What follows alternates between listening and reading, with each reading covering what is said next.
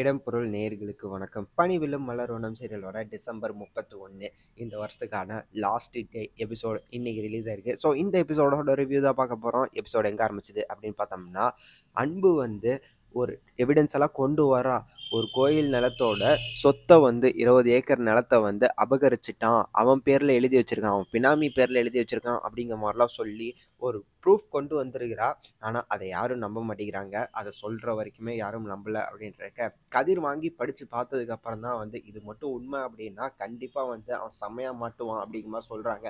நகை விஷயத்தில் ஏதோ தப்பிச்சிட்டான், ஆனால் இந்த விஷயத்தில் வந்து இப்போ அவனுக்கு தகவல் கிடைச்சா கூட வந்து அவனால் மாற்றவே முடியாது. வாங்க போவோம் அப்படிங்கிற மாதிரி கோயிலுக்கு போகிறாங்க. கோயிலுக்கு போனால் வந்து எல்லாருமே வந்து நீங்கள் எங்கேயோ வரமாட்டீங்கன்னு நினச்சேன் தாத்தா அப்படிங்கிற மாதிரி வந்து சொல்லிட்டு இருக்கிறாங்க.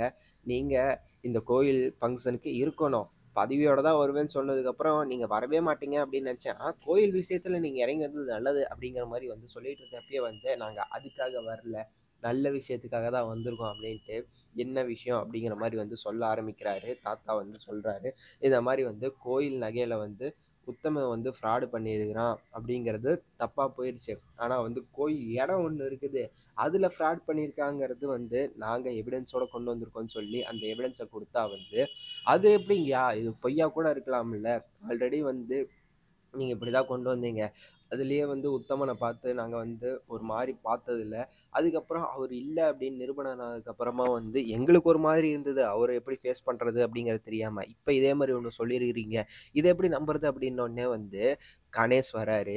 அவரு வந்து கவர்மெண்ட்டில் தான் இருக்கிறாரு அப்படிங்கிறதுனால வந்து அவர் டாக்குமெண்ட்லாம் ப்ராப்பராக எடுத்துகிட்டு வந்து கொடுக்குறாரு. அதெல்லாம் பார்த்துமே வந்து நம்ப மாட்டேங்கிறாங்க அப்படின்றக்க இது யாருன்னு தெரியுதா அப்படிங்கிற மாதிரி வந்து உத்தமன் வராரு. இது யாரு? கணேஷ், அன்போட மொறப்பையன். அவரு அதே குடும்பத்தை சேர்ந்தவர், எப்படி வந்து பொதுவாக ஒரு முடிவு எடுப்பார், அவரு அவங்களோட ஆள் அப்படின்னோடனே இன்னொருத்தர் வராரு.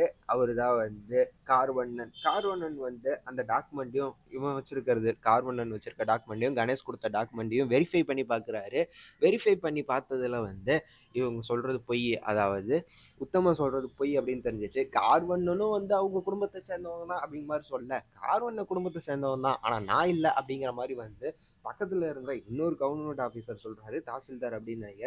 அவரு சொல்லங்காட்டி வந்து வெரிஃபை பண்ண உடனே வந்து உத்தமன் சொல்கிறது போய் எப்பா மாட்டிக்கிட்டாடா அப்படிங்கிற மாதிரி தான் இருந்தது அவனுக்கு. ஸோ அவன் மாட்டிக்கிட்டான்ப்பா, நல்லாவே மாட்டிக்கிட்டான். அவன் வந்து இப்போ என்ன சொல்லி ஏமாற்றுவான் அப்படிங்கிறது தெரியுமில்ல, பினாமி பேரில் தான் வாங்கியிருக்கான் அப்படிங்கிறதுனால ஏன்டா கூட இருந்து ஏமாத்திட்டியா அப்படிங்கிற மாதிரி வந்து கரெக்டாக வந்து அதே மாதிரியே தான் வந்து கூட இருக்கிறவனோட கோத்து விட்டான்.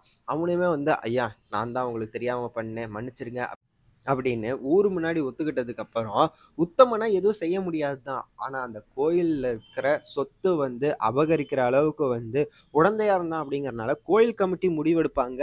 இவனுக்கான அந்த பதவியை வந்து கோயில் கமிட்டி பதவியை வந்து அவன்கிட்ட இருந்து வாங்கி ராஜேஸ்வரிக்கு கொடுப்பாங்க அப்படிங்கிற மாதிரி தான் தொடருது. இந்த இடத்துல தொடரும் போட்டு முடிச்சிட்டாங்க. இன்னும் கோயில் கமிட்டி பதவி வந்து கைமாறல.